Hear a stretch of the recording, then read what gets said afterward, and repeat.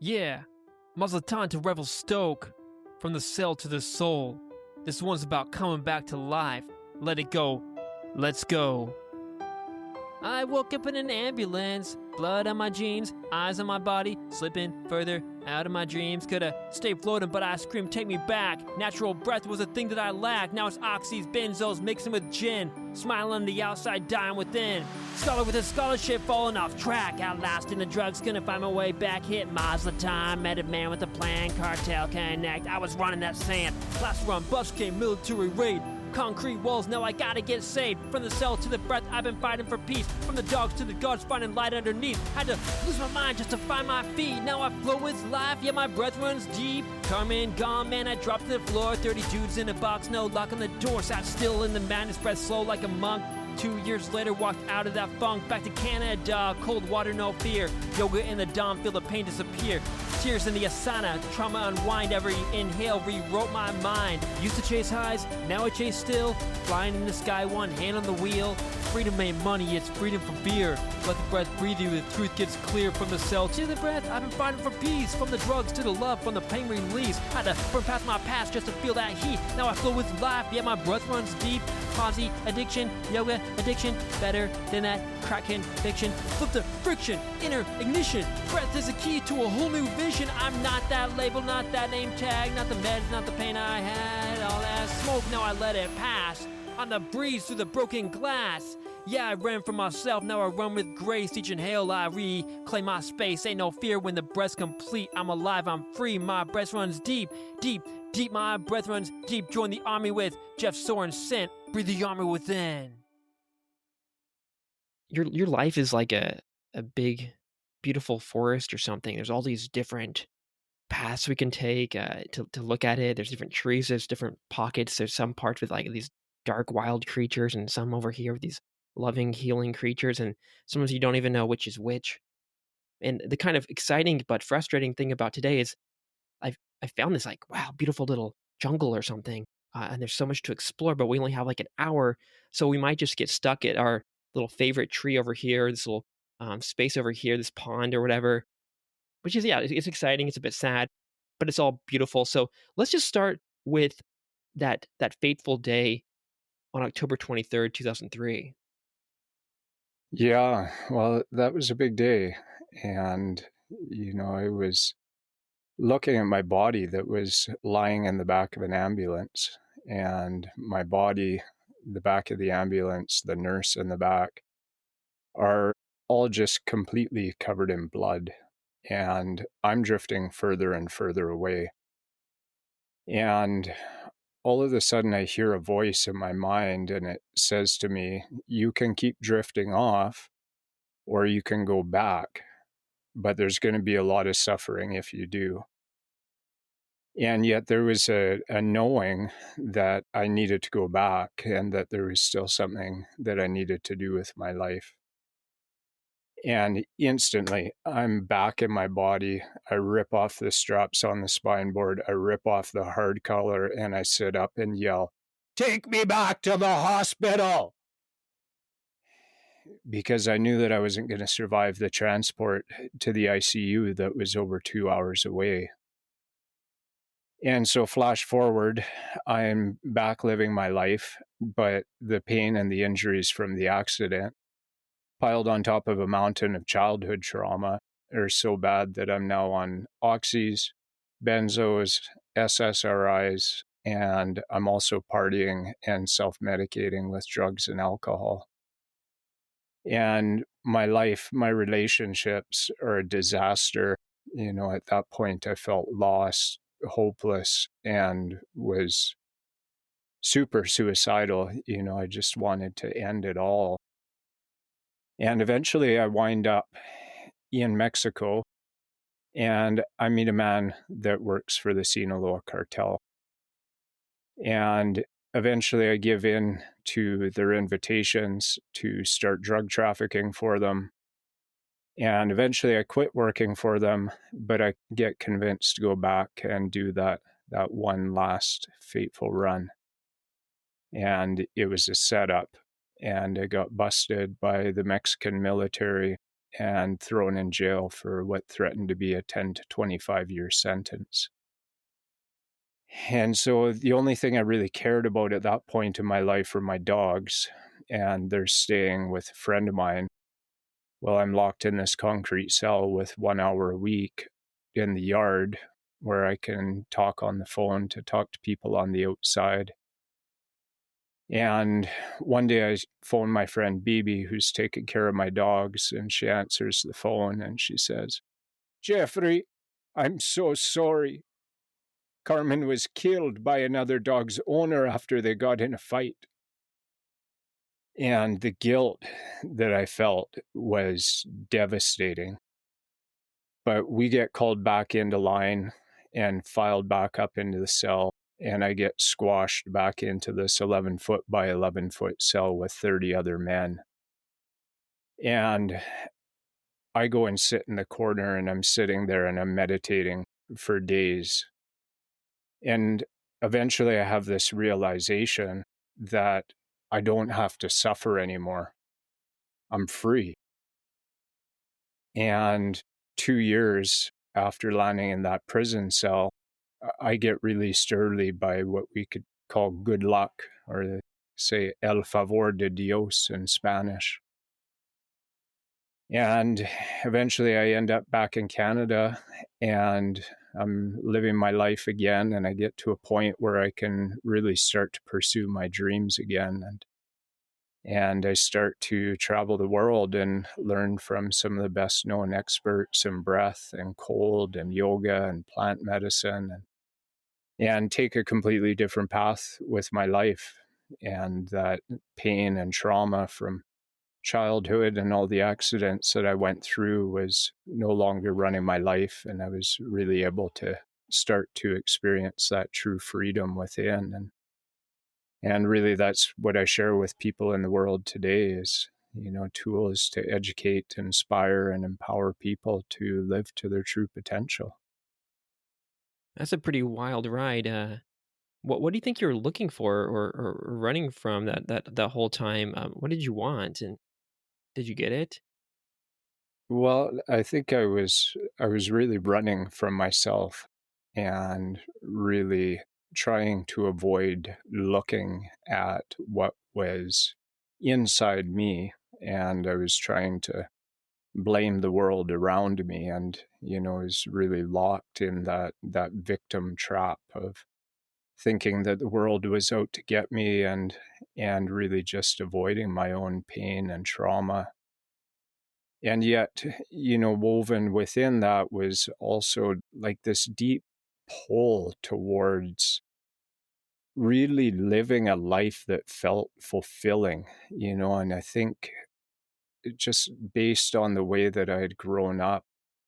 And very early on, I recognized that there just seemed to be something that didn't click for me with life. It's like, what are we doing here? Like the way that people were living, the path that we were expected to take in life. And, I mentioned to you earlier, I graduated from high school, went to university on a scholarship. I was going to be a neurosurgeon, but there's just this deep trauma within me, the emotions, the energy that was just trapped within that. At that point, I didn't have any tools or even an awareness of what was going on. And so if we lack the tools and the understanding, then it's really easy to kind of get locked in that mindset of, it's everybody else, it's everything outside of me.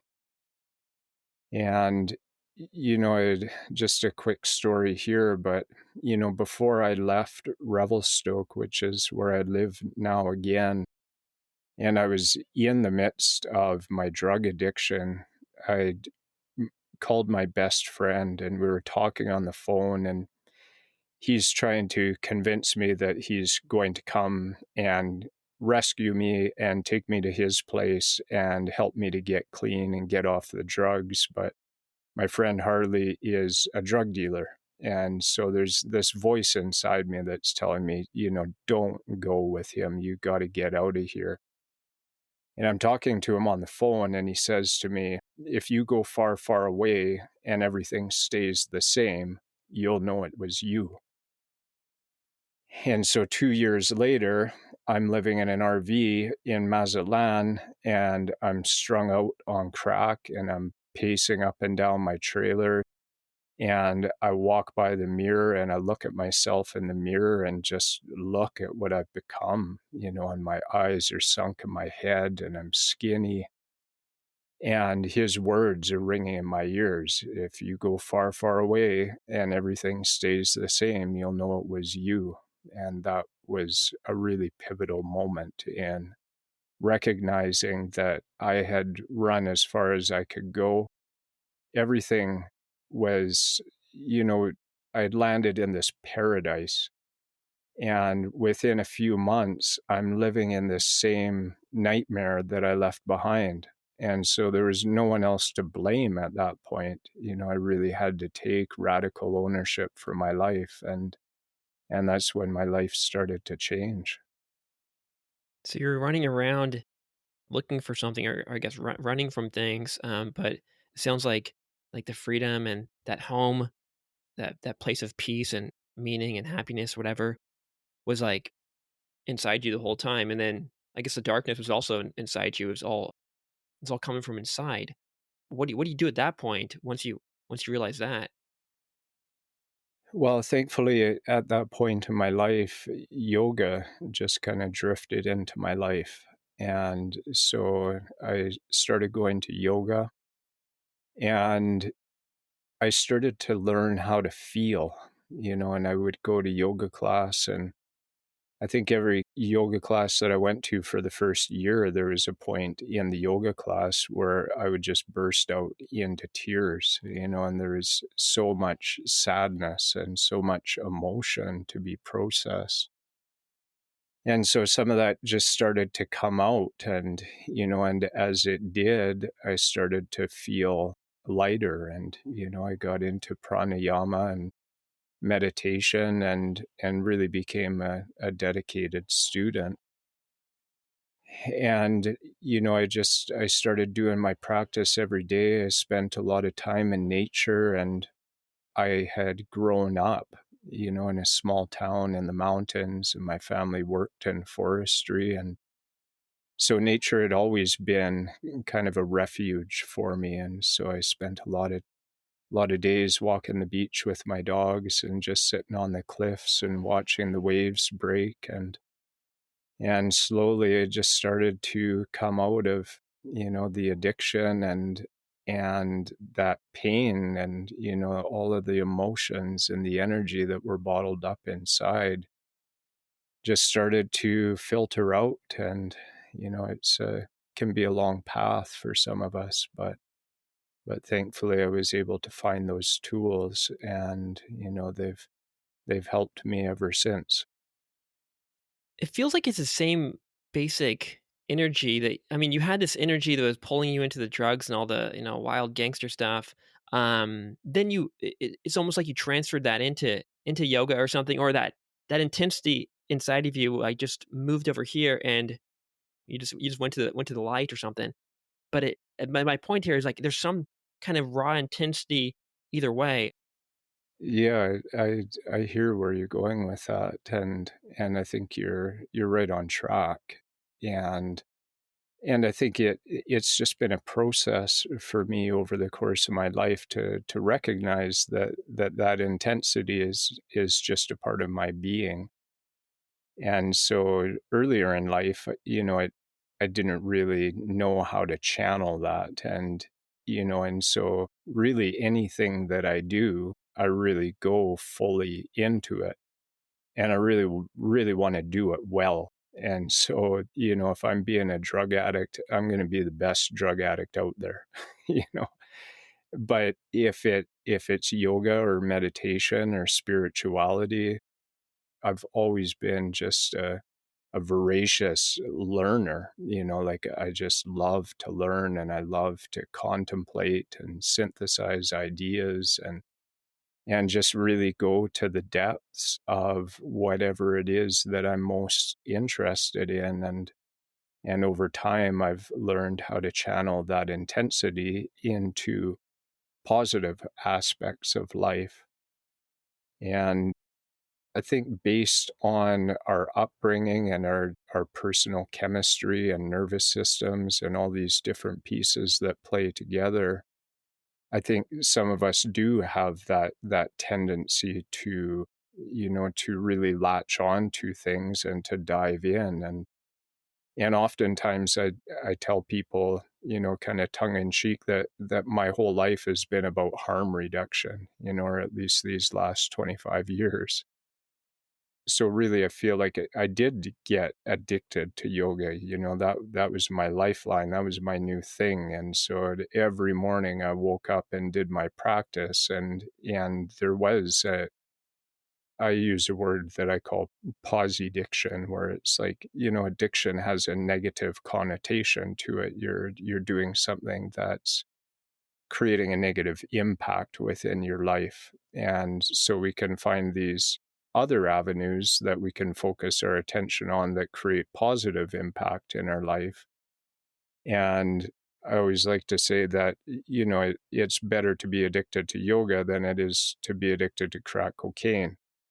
And eventually it's easier to kind of unwind that addiction to yoga or breath work or cold dipping or whatever it is, and start to observe our relationship with it and really utilize these tools in ways that are supporting our well-being, as opposed to being locked in that kind of rigid habitual behavior. But over time, I think we just learn to understand ourselves better and what our unique systems need and our own tendencies. And, we can either stay locked in the same old patterns and we'll get the same old outcomes that we've been used to and, come to expect throughout the course of our life. Or we can change our patterns and our behaviors and just allow ourselves to become a new version of ourselves. And I feel like in my own life that I've lived many lives, and I really like the life that I'm living now. It's a really good version. I feel like I got something similar going on. Now looking back at this podcast and the life before all this, maybe this podcast is not exactly my yoga, but it's fulfilling the need that whatever need I had.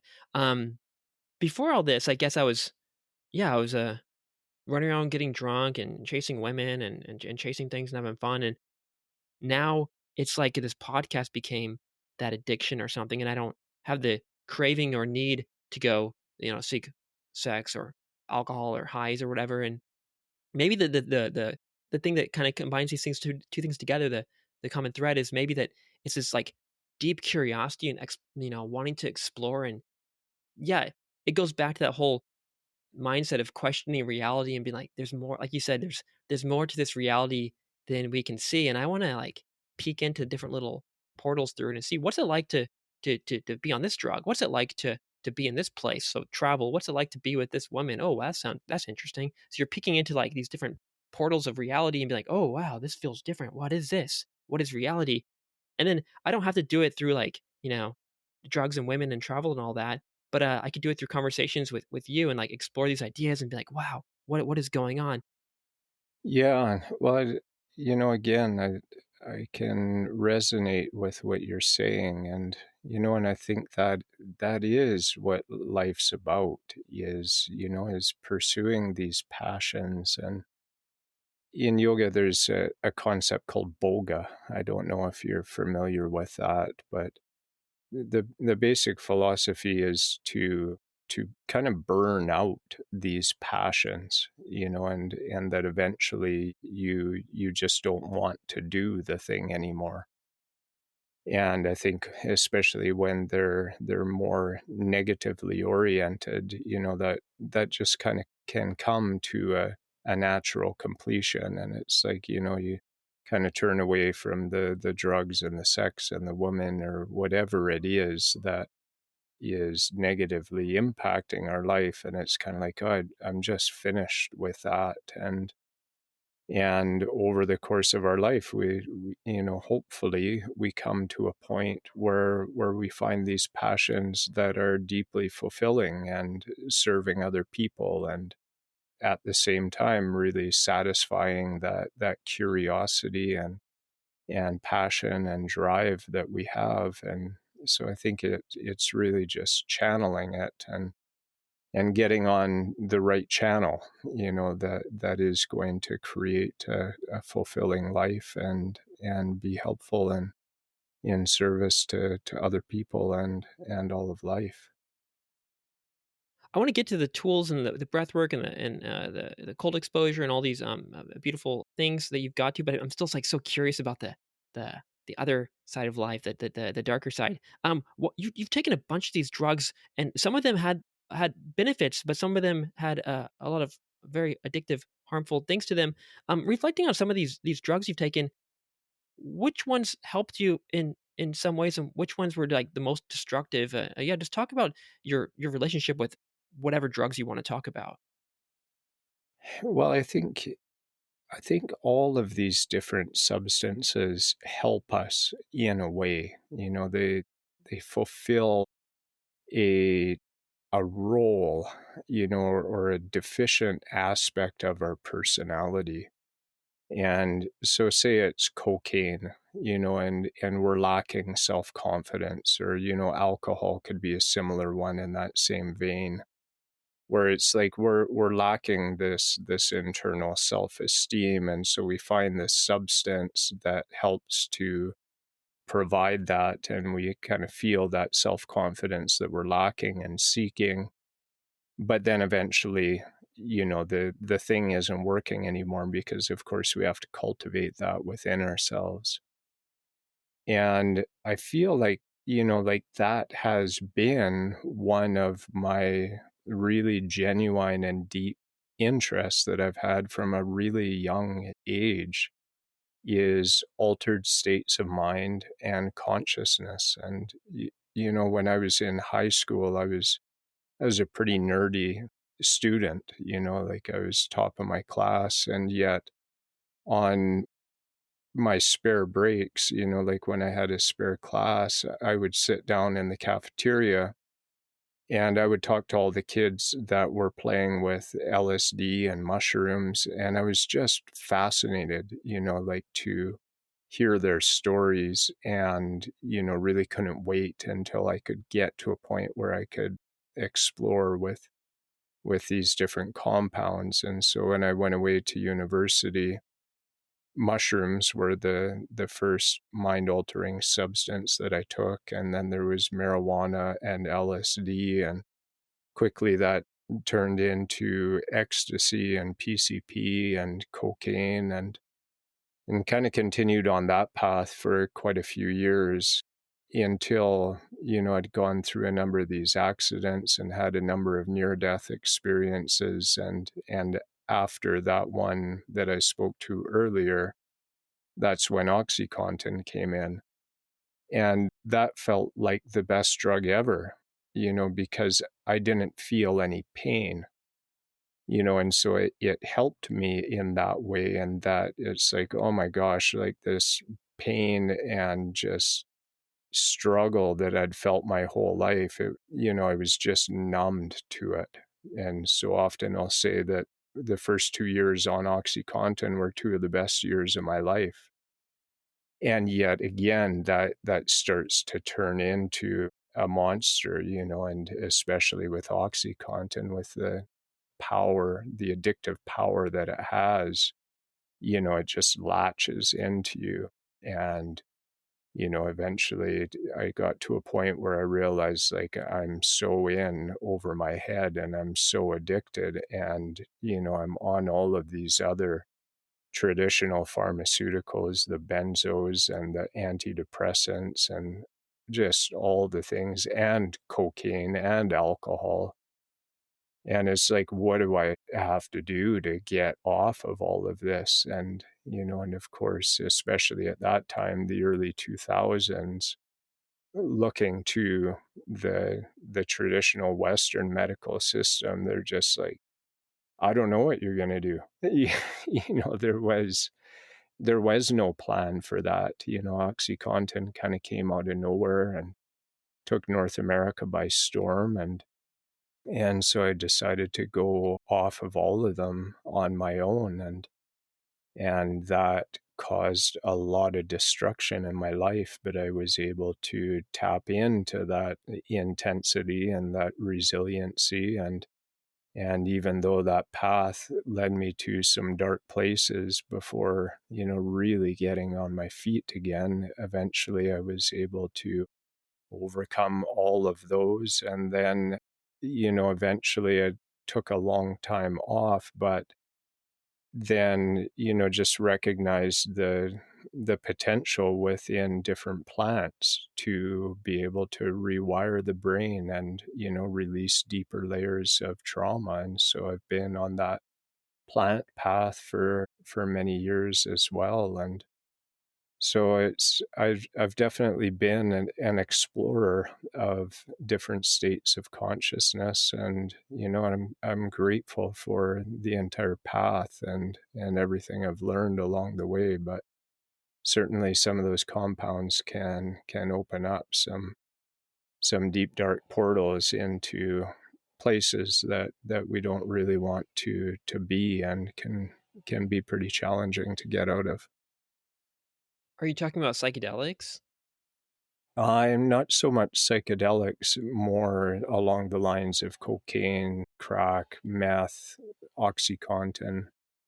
There's, I think, the plants have, their own potential for misuse. And I think we're seeing a lot of that within the plant medicine world right now. But, the synthetic compounds that we're creating, and of course, fentanyl has come along, and now there's a new one that's stronger than fentanyl, and a lot of people just don't have it within them, or have that drive to be able to pull themselves out of those deep holes that we get in. No, I said psychedelics because you said darkness, and I guess there's different ways of interpreting that. There's like the darkness that's really, really dark and actually destructive, and there's the other side that's like, oh, there's this dark part of my consciousness or whatever, like my past or whatever, and I have to like face that thing and heal it or whatever. So I guess that's where I was going with that. Yeah, what role have the psychedelics played in your journey? Well, I would say they've played a big role. And, ayahuasca was a huge part of my path for many years. And I feel like I received a lot of healing and benefit from ayahuasca, and mushrooms have been another real ally on my journey. And yet I don't use psychedelics in high doses very often anymore. I kind of feel like I've left that path to a degree. It's kind of like everything else. There's a time and a season for everything. And I would say the mushrooms are the most prominent ones in my life, and microdosing is something that I still receive benefit from time to time. But over time, I've just kind of tapered down and down and down. But I do believe that I received a lot of healing through ayahuasca. But they've played their role. You've blown that candle out. Basically, they've done their job, and now you have other tools that may be as or more powerful. Let's start with breath work. This could be a whole podcast series in itself, but yeah, how has the breath been with you and changed through this whole story? Oh gosh. It's been such a journey. And I think, like you said, we over time can tune into more and more powerful tools. And of course, the ones that are within us are the most powerful, and the breath, in my opinion, being the most powerful tool that we have available to us, because the breath is life. And we talk about breath work, and for me, breath work is utilizing different techniques to create altered states of consciousness or to optimize performance or change the chemistry of the body. And and yet I think a lot of times what gets missed is that we're breathing 15 to 20,000 times a day, and breathing is actually a behavior. It's a habit, and we breathe in habitual ways. We each have a very unique signature within our breath, and that's creating altered states of consciousness within our day to day reality for us to be able to navigate through life without needing to go into the depths of emotion. We can really avoid our emotional content through the ways that we unconsciously manipulate our breath, or we might unconsciously manipulate the breath in order to express emotions like anger, and to be able to get ourselves into a place where we can actually get angry at another person. And we do all of these things with the breath. And so when we start to learn to deepen our relationship to each breath that we're breathing over the course of the day, for me, it really comes down to the way that we're receiving life in every breath and the way that we let it go. And so in each and every breath, there's an opportunity to live in a way that's different than our past, because the breath can both be unconscious and happening on its own, and we can be locked in these patterns, or we can bring conscious awareness to the breath and release the patterns that have been altering the life force that's flowing in and out of our body, and we can start to come into a flow of life, and we can start to shift the state of the nervous system as a result of that. And I don't know how far down the quantum reality hole you've gone down, but my belief is that, the way that we're receiving life, the way that we're giving it back, it's creating and manifesting in this reality around us. And so if we're locked, say, in a nervous system state of fight or flight, and we're breathing in that way, that's emanating from us in every breath, and then that's filtering into the way that our reality is being created and what we're experiencing. And so, even more powerful than breath work is to be able to come back to a natural breath in every moment, where we're not controlling it or manipulating it or utilizing it as a tool to avoid certain emotions or certain aspects of life, that we're just able to receive life through the breath and all of the experiences of life. And through the breath, we've got a choice and an opportunity as to how we choose to navigate that situation. And can I be in a place where I remain calm and I remain open to learn from what life is presenting and see everything as an opportunity? Or do I choose to stay locked in these old patterns where I see everything as a threat and I treat everything as a threat and I'm constantly fighting against life? Or the flip side of that, where I'm continually avoiding life and I'm dissociating and I'm disconnected from life and I'm hiding from life.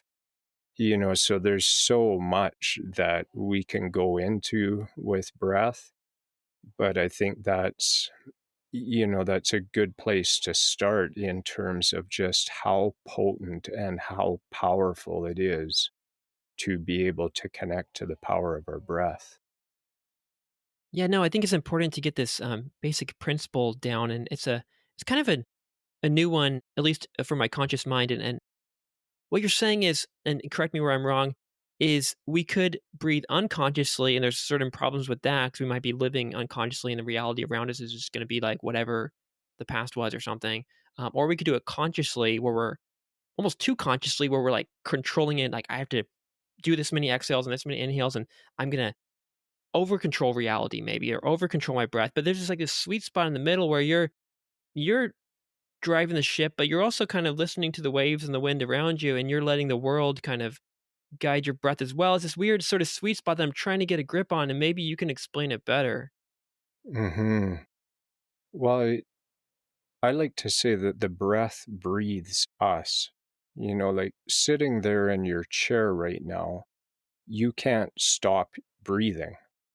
Not without going to great lengths to actually stop the flow of your life. Now, life is flowing in and out of us all the time, but as you say, are we sailing with life? Are we moving with life, or are we trying to control it? And I think the diaphragm is a really interesting muscle, and if we think about the yogic system of looking at energy in the body, some people might know the chakra system. And so the solar plexus lands right at that place of the diaphragm in the body. And so that chakra is known as the center of our personal will.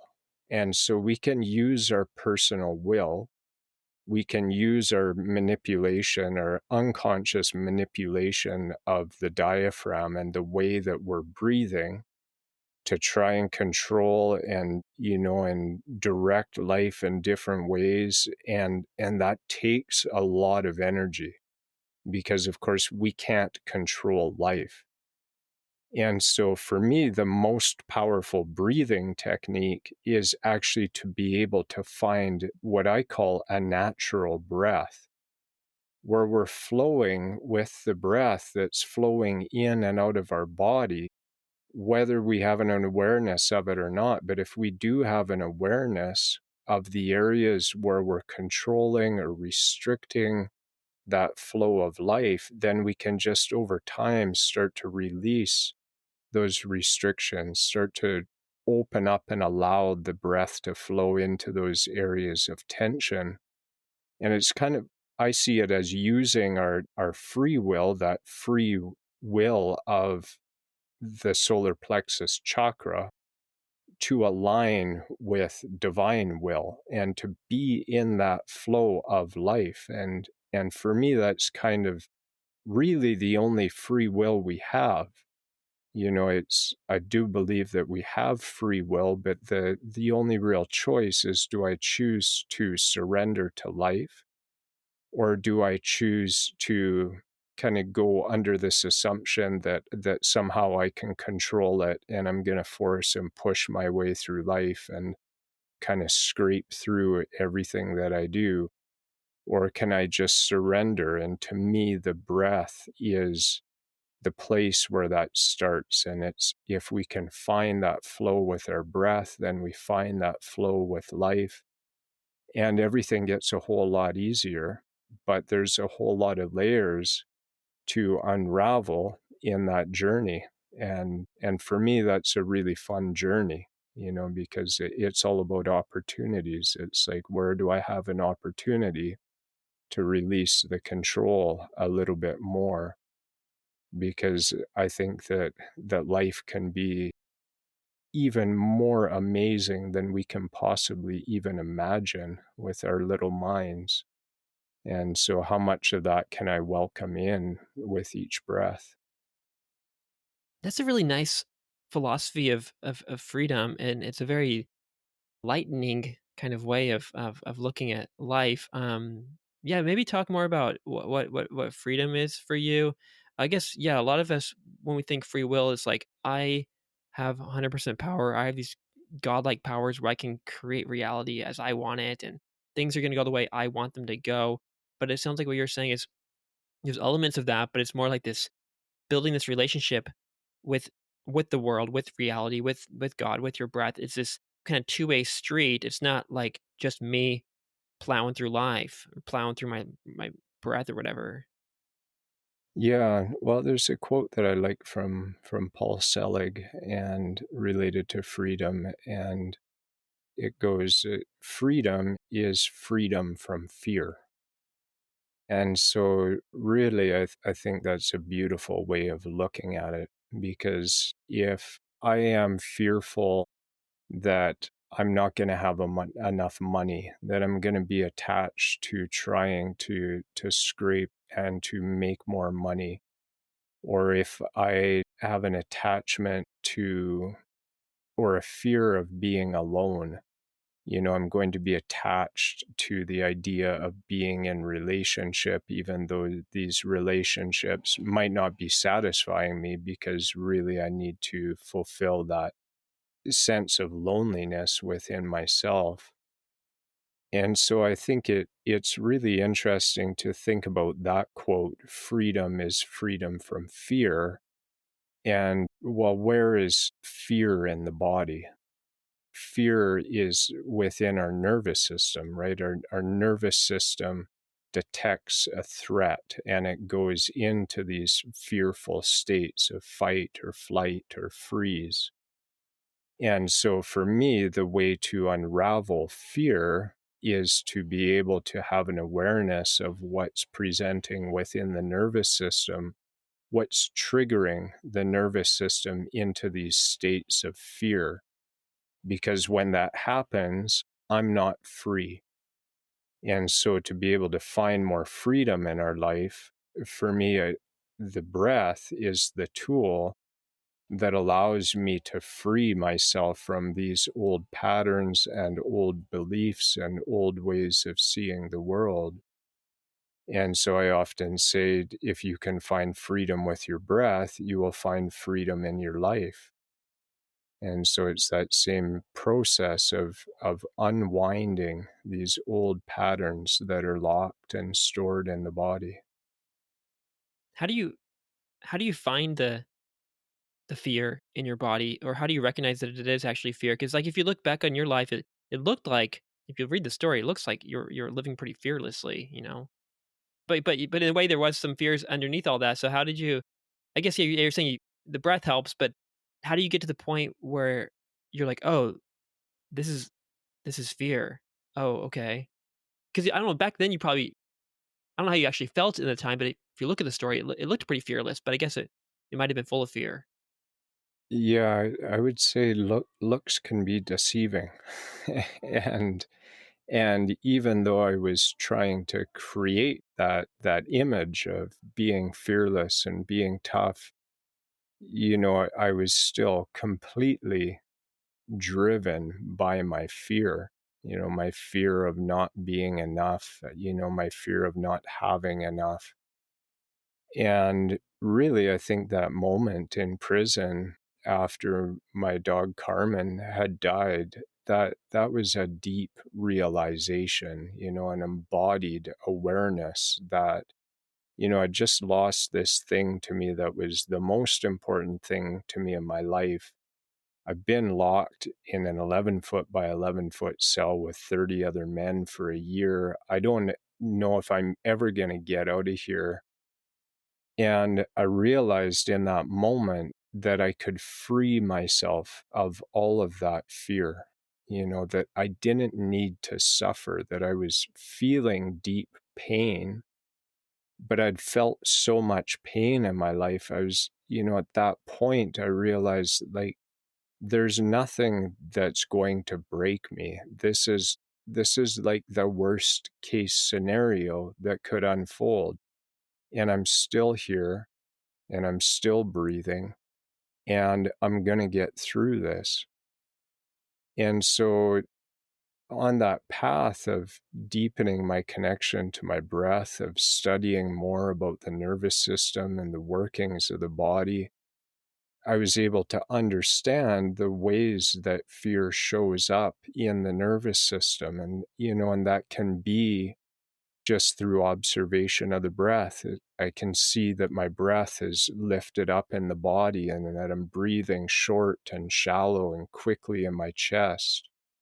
It shows up through our heart rate, so we can feel the heart beating faster. We can feel our palms getting sweaty.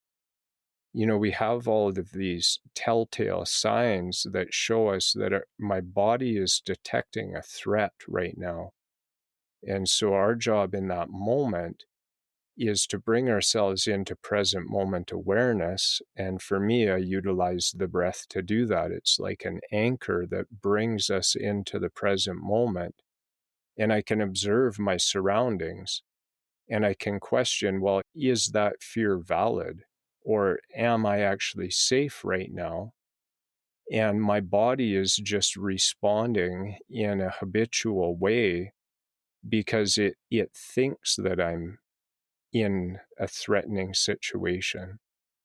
And so then we can start to unravel those pieces and we can recognize, no, actually, I'm safe here.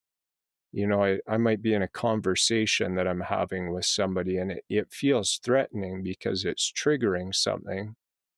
And yet, actually, I know that this person's not threatening. They're just having a conversation with me.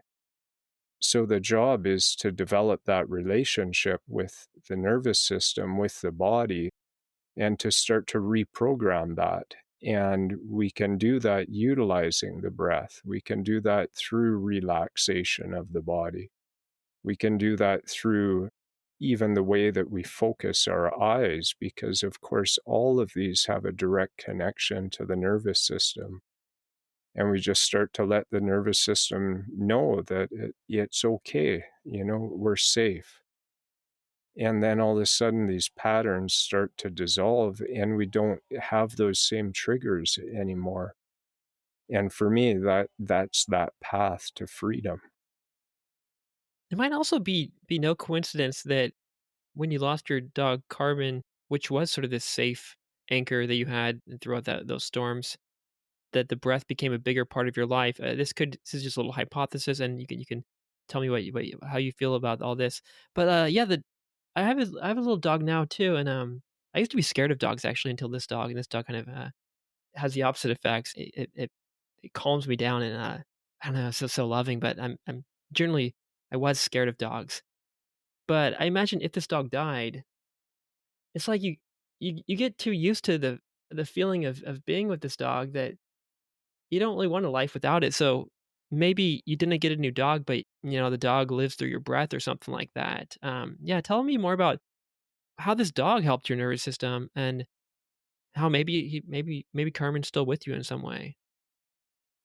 Well, I think animals for people, it can, they provide a powerful co-regulation, or they can.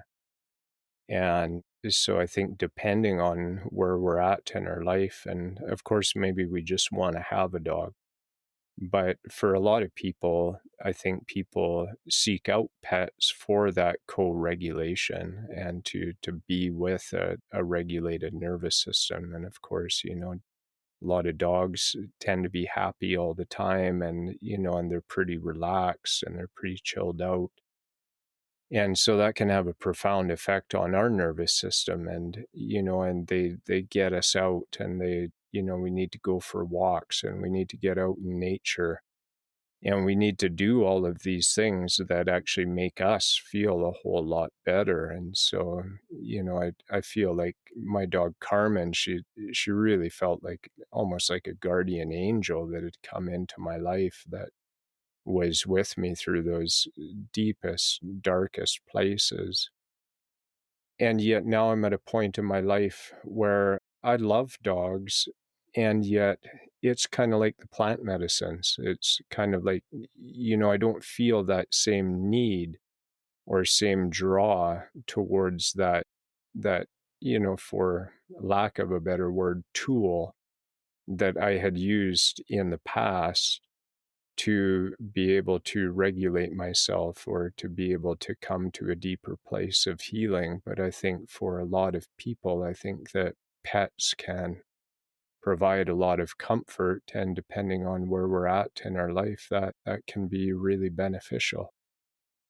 Yeah, I mean, I guess in that sense, though these other tools, alcohol, cocaine, marijuana, etc., could have a danger side to them too. The opioids certainly they did they did serve their purpose, I guess, for their time. I guess the trouble with those ones is, can you get out, or do you get stuck?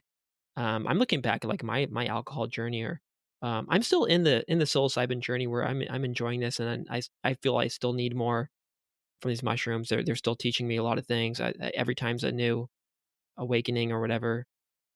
But yeah, there probably will reach a point where I'm like, okay, I don't need those anymore. Just like I don't need the alcohol or the women or whatever. It's fine.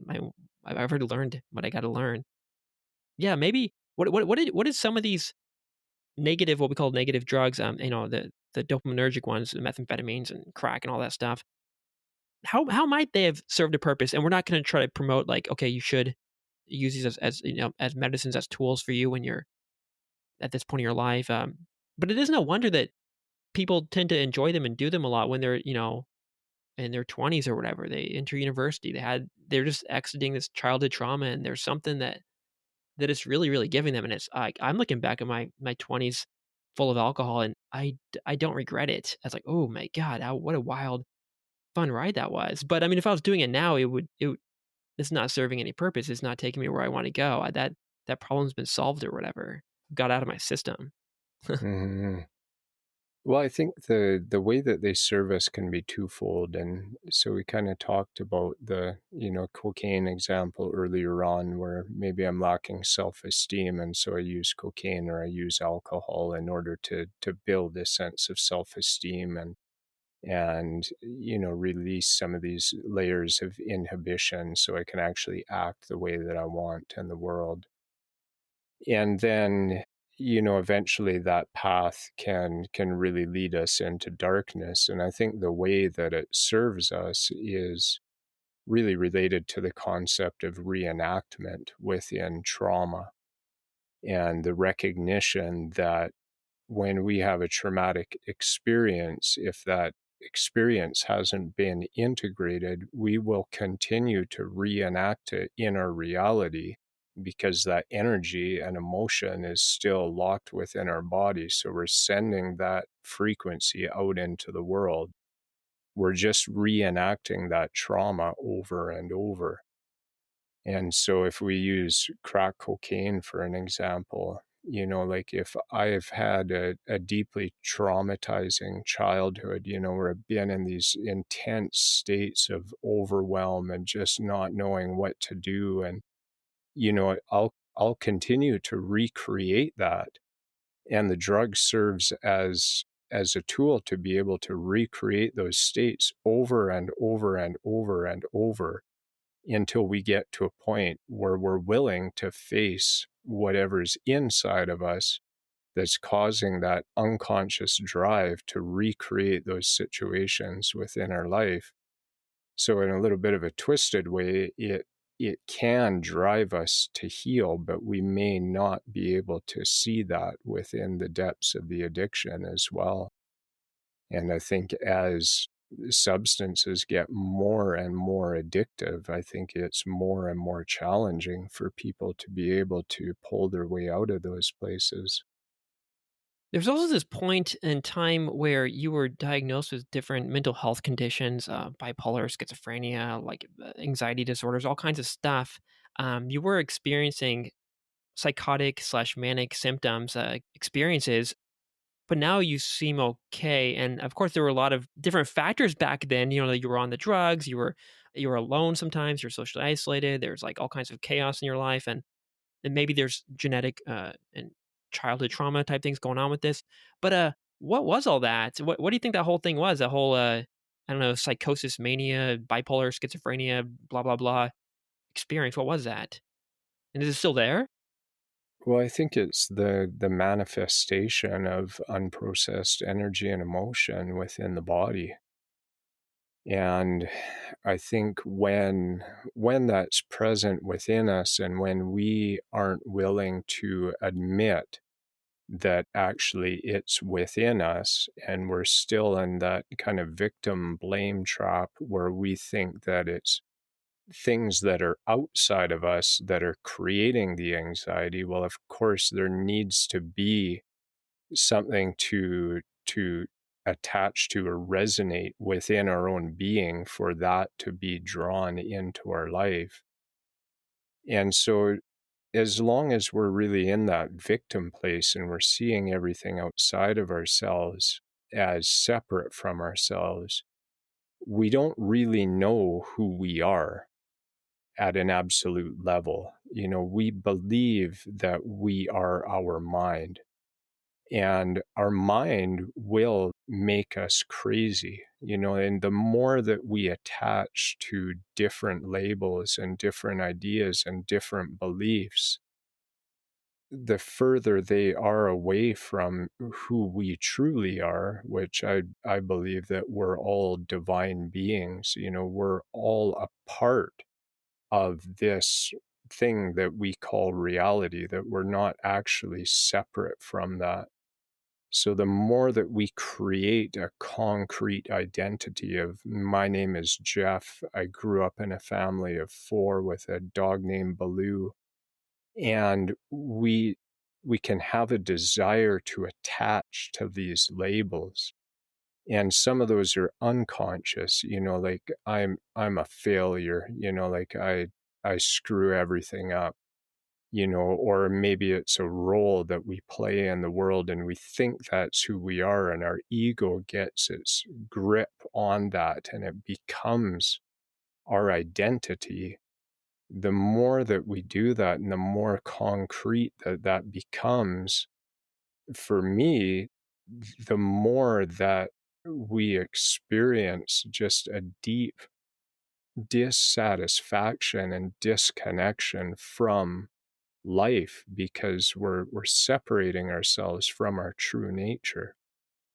And so the more that we get locked in those identities and the beliefs that are underlying them, then we kind of get pulled further and further away from our true nature, and the energy and emotions that are within the body that are creating that need are really driving us to be in this kind of perpetual state of being in the traumas that we're trying to avoid. And so it's really a process of looking within, but there's something satisfying about attaching to a label. Well, I'm depressed, and so this gives me an excuse to not need to look at what's underlying that depression, but eventually, holding on to that label of I am depressed creates the identity of I am a depressed person. And it's not to say that people don't have underlying chemical imbalances or things that Western medicine can treat or can support. But I certainly recognize in my case that I was attaching to these labels because I didn't want to look at what was inside me. And the more I identified with them, the more that I concretized that in my reality. And then eventually we've just created this nightmare that's not the life that we want to live, but we don't really know what to do to get out of all of these labels that we've piled on top of ourselves. And I think that our culture really supports that, in many ways, that our medical system supports that in identifying with who we are not, as opposed to looking inside and looking at what I need to feel, what I need to heal, so that I can actually come back to my true nature, which again, if we look at it from a yogic perspective, it's Satchitananda. I'm consciousness, awareness, and bliss. And so the more that we unlock that true nature, that the more that we feel that inherent bliss that's a part of who we are. How did you get rid of these labels? There are supposedly good labels like, oh, I went to Harvard, I made a $30 million business, I slept with 800 women or whatever. And there's negative ones like, "Oh, I'm a loser. I had this whatever experience in high school, etc." But it sounds like what you're saying is whether they're positive or negative or whatever, by clinging to the story, it's generally just not going to be a very happy life. That's kind of part one of this question, and part two of this question is, yeah, how did you identify these labels and then free yourself from them? Well, I think anything that we label ourselves with and identify with other than our own true nature, which we could call it the I am presence, we could call it God, we could call it Allah, we could call it the creator. Anything that we identify with that is other than that is going to create suffering in our lives because it's just not who we are. We think that we're that. I think that I'm the Harvard graduate. I think that I'm this guy that made $30 million or whatever, and that actually matters and that creates my value and my worth in the world. Eventually, that's going to create suffering. And so I think unless that we are identified with our own true nature, that we will just create more and more suffering in our lives. And so in order to free ourselves from suffering, we need to detach ourselves from all of the ideas of who we think we are. And while running away to Mexico, it took me to a place where I was, still in extreme suffering. It did provide me an opportunity to have a fresh start and to be in a place where people didn't know who I was. And I started to create a new identity. And so I went from, being the drug dealer to being the yogi. And eventually I realized, oh, well, I'm not the yogi either, and the yogi was a better label than the drug person. But, at a certain point you realize, well, that's not who I am either, and so it's just in a similar way to the drugs. It's a process of, just kind of separating ourselves from the addiction of labeling ourselves, the addiction to habitual thought, and a habitual thought could be an identity or a label that we've given ourselves. And so I think, like anything, we just want to have an awareness of what am I thinking? How am I speaking in the world?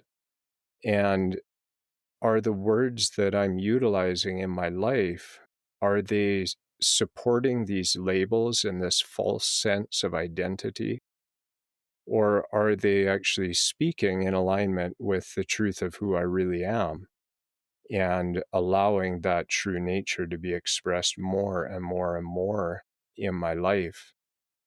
And so for me, all of the work that I do, whether it's focusing on breath or nervous system regulation or the workings of the ego and the workings of the mind, it all comes down to a foundation of awareness and being able to have that step back kind of perspective on the way that our mind is unfolding, the patterns of behavior that my body is engaging in, the way that I'm breathing. It all comes down to that foundation of awareness and just creating that habit of being consciously aware. Okay, so I was tempted to get into all these the details and the exercises and etc. of all these different tools like breath work and cold exposure and talk more about yoga and all that. But maybe we can save that for another time and just talk about this general principle of awareness.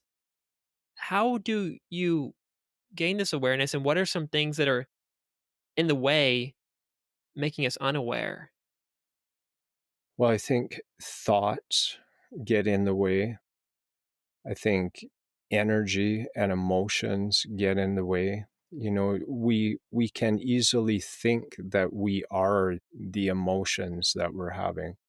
I am sad. I am angry. I am XYZ label. And so just like with the the identification, we can identify with our feelings. And so all of these get in the way and we get attached to them. And that attachment is the root of all suffering. So we just need to start to see, what's pulling me in? Am I getting pulled in and drawn into thought? Am I getting swept away with emotion? Or could I just simply just come back to the present moment and come back to my breath and just observe energy flowing in my body? Can I observe my thoughts flowing through my mind? And that's a skill that we build, and in the beginning we have a deeper and stronger attachment to these different things, our thoughts, a thought comes into our mind and we're just gone. We could be gone for days or months or years. Same thing with emotion. We can get sucked into the emotion and we can be in the depths of sadness and grief because we become identified with it. We become attached to it. And so for me, it's just always about just stepping in back, bringing ourselves back to the present moment and just tuning into the breath. And can I just be with the flow of breath that's flowing in and out of my body? And to recognize that I'm safe, to remember who I truly am, and to just let all of these other fluctuations of consciousness that are expressed in our lives just to flow through, because we're going to have thoughts. We're going to have emotions flow through. And to me, that's the beauty of being alive. That we're in a human body, so we get to think, we get to feel. And so, can I have more joy in that process, less attachment, less suffering, and more joy at just the simple experience of being alive. You had 3 near-death experiences. First one at 19, on a four-wheeler, then you had another one, a couple years later or something, again on a four-wheeler, which is, like, pretty, graphic. Maybe you can get into that story if we got time. And then, the third one that you talked about, where your car, the tire popped off and you went rolling down the forest and you woke up and you're in the hospital, and that was the opening scene to this whole thing. Why do you think those near-death experiences happened then, and I don't think they're happening now? And then what they taught you? Why did they happen? I think is a good question. And again, I think it goes back to what I was carrying with me in my body at that time. Energy, emotion, belief systems that I had, unconscious intentions that I was setting. I didn't want to live. And, like I would repeat over and over and over, like, I want to die. Like, I just want to die. And so when we say that with all our emotion and all that energy behind that over and over, then that's going to manifest in our life. And so I'm really grateful for those experiences, because even though at that point in my life, I was carrying a lot, and I was in many ways deeply destabilized, I was kind of untethered and, just in that place of being swept away by emotions and thoughts and beliefs. And so those experiences served as a wake-up call to awaken within me an understanding that life was not the way that I believed it to be. Because at that point in my life, I was really locked in a black and white thinking, like everything that's scientific is real, everything that's spiritual, like that's all bullshit. If science can't explain it, measure it, label it, then it's not real. And, anybody who has had a near death experience will probably attest to the fact that, wow, like this really opened up my perception. and my beliefs around the nature of reality. And that alone can be very deeply destabilizing. And it was for me, because it's like, well, if everything that I thought I believe isn't true, then what is true? And that can lead us on a path to trying to find out, well, what is real? And so after a number of those happening over and over, and in particular, the one that you mentioned with the car crash, it was just undeniable that the whole framework that I had constructed around what I believed reality to be was just not true.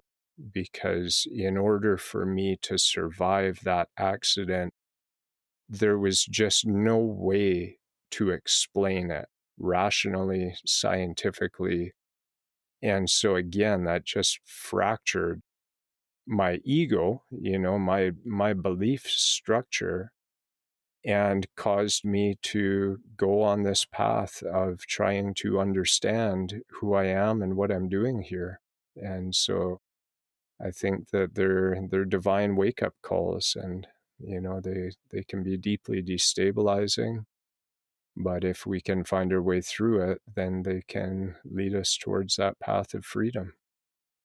And they literally ripped away things in your physical reality too, your face, your girlfriend, your probably money, your friends, and all this stuff. So whatever you thought you had, like, oh, I've this is my face, this is my house, this is my girlfriend, etc. It's like, you know, over time, kind of that all fades away too, and then you're left with like, I guess there's a point when you're in that Mexican jail cell and you're left with nothing, just you and your whatever you actually are. So you think this is you? Okay, I'll show you. I'm just gonna literally take it away from you while mentally the beliefs and all that's getting all shattered around too. So that's got to be it's happening from every different angle. That's got to be wild, but I guess very powerful as well. But too powerful for my taste. But well, we'll see. I'll get what I need. Yeah, we all do. I might have to have you back on just to so we can talk more like practical tools. This is how you breathe. This is how you know use temperatures, etc. But any sort of brief things like that you want to talk about right now, or maybe it's just too much. It's a whole new can. Let's just open that can up later and keep this like sort of the philosophical side of things. Yeah, well, I think, maybe one thing to share as we wrap up here, it is related to the breath, and we can make breath work really complicated, and there's a million techniques, and I love some of them, and they can do powerful things and create different states of consciousness. But if I were to recommend one breathing technique, it is just to simply find a natural breath and just let the breath breathe you, and just find that trust and that ability to open up and receive the breath and just let it go without any manipulation of it, and just start to have an awareness of, where am I holding back? Where am I holding on? Where am I pushing it out? How am I forcing it out or controlling it? And if people can start to bring an awareness to that, that's the most powerful tool that we have available to us, in my opinion. How does it feel once you build that natural relationship and you find that natural breath? How do you know when you're? I guess you're never really there, but yeah, what are some ways to get started with finding it? I guess just paying attention, maybe that might just be it. But yeah, how do we start to go down that path? An easy way to start with that is just to allow for a breath in whatever way that it comes in. Just let the breath go, and just gently hold the breath out until your body sends you a clear signal that you need to breathe in. And so it's not your mind thinking that I need to breathe in. You're not in any kind of a pattern. You just hold the breath out. until your body gives that clear signal to breathe in, and you just flow with that signal and allow the breath to flow in until your lungs fill up naturally. You're not trying to like take more in or control that flow of breath in. You just let it flow in, let the lungs fill up, let the breath go, and just gently hold it out at the bottom and wait until the body tells you to breathe. And then when you get that signal from the body, you just let that next breath in and just kind of keep going through that process. And eventually, what will happen is eventually that pause at the bottom will get shorter and shorter, and you'll get into a flow where the breath is just flowing in, lungs are filling up, we're just letting it go. And then we're taking that next breath in, we're letting it in, and we're being breathed, we're in that flow with the life force that's flowing in and out of the body. And for me, there's really no better feeling than that, is just to be in that natural flow with life. As you were talking, I was naturally sort of doing that a bit, and it felt like, I don't know, it goes back to that fear point. There's might just be this unconscious fear that somehow if I don't breathe the right way, I'm gonna die or something. Like, I gotta breathe enough. I never really consciously thought about it, but then when I was just doing that, I'm like, just let go and let it breathe you. And you're like, well, okay, I'm not gonna die. What, you think you're gonna die because you didn't breathe for 30 seconds? But there's like this unconscious feeling that, oh, if I don't breathe like X number of times or this way or that way, oh, I'm gonna die. So I can't like surrender to this breath because I don't want to die. But then you do it and you're like, oh wait, you're not gonna die. And once you realize, oh, I'm not gonna die from like breathing or surrendering to it, that's like, oh, okay, cool. And then that might just transfer over to, journal living. You're not gonna die. You're gonna be okay. Like my brother, he's okay. You're okay. We're all gonna be okay. You look at the darkest, crushing moments of where people have lost it all, and then we're usually okay. I mean, there will be a point where we die, and even then, we're probably okay. That's okay too. Yeah, it's part of life, and we got to let it happen naturally. But yeah, it's a good feeling. That sort of releasing that fear was a good sort of feeling of that. And yeah, I guess some of these patterns are just like this pattern of breathing is lined up with a pattern of thinking and living. And I might maybe I was just breathing the same way I was breathing in high school when I was like that loser or whatever, and it might contribute to the speed of my speech. And I don't know, maybe there's all these different things. Like you said, there's a vision, there's the journal vocalizations, there's different movements and things that we do unconsciously. Maybe the breath might be a powerful one to just start with that kind of ripples out into the other parts of your being. But yeah, it kind of gets me excited to think about, oh, how can I maybe stop being locked into these patterns of vision or vocalizations or whatever that I've just been holding on to because they've helped me survive. But once I realize I'm gonna survive, I'm gonna be okay. I don't need to hold on to this little teddy bear life raft. Ooh, it's kind of exciting. Like what might I become? And I don't know if I should be like consciously directing my life, saying, okay, this is what I want I'm gonna be, or like maybe doing it this breathing way where I have this idea, but being open to what comes my way and okay, let's start to do this. Like I'm doing this podcast now, kind of holding on to it, but the more I kind of like let go a little bit too, and like maybe I don't have to release an episode every week, or I don't know, like a guest will not show up or something, and before I'd get like upset or something, but I'm like, it doesn't matter. It doesn't matter. Yeah, thank you so much, Jeff. I'm happy that yeah you've woken up this relationship with me and my breath, but also with creatures like you. Yeah, well, it's been a pleasure to be here today, and it's been a pleasure to chat and thank anybody that's made it to this point in the podcast and still listening. And yeah, just really encourage you to continue on that journey. And in my opinion, it just keeps on getting better and better. And if people want to find you, this is the classic ending question. Yeah, where do they go? Yeah, breatharmy.com is great. Breath Army on Instagram or Facebook. And people can shoot me a message through any of those platforms. And oftentimes I very quickly respond. And a final sort of another greedy little bonus question is what are some other resources outside of what your work is? Say books or I don't know, it could be movies, podcasts, YouTube channels, programs, whatever that have helped you along this journey. I know there's too many, that you think, oh, if people like Jeff Sorensen, who else or what else might they maybe like? I really love the work of Paul Levy, who is an author, and I've had the pleasure of working with Paul. He's got a number of books out, a number of them written on the topic of Wetiko, which is super fascinating and is really all about this idea of identifying with who we're not. And he also has another fantastic book called The Quantum Revelation, which is, I would say, inevitably life-changing for anybody that reads it and can maintain an open mind and an open heart to receive that information. It's definitely reality shifting, and those have been some really big influences on my life, is diving into Paul's work. Another Paul Selig.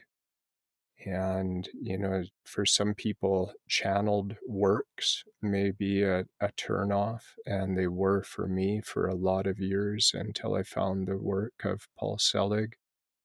And the books that have come through him have absolutely changed my life. And so the latest one that came out last year was A World Made New, and again, just reality bending and life changing material. And those two authors, their work really is very synergistic in kind of taking different approaches and meeting in the middle, and I think really provide people powerful tools to recreate a new reality.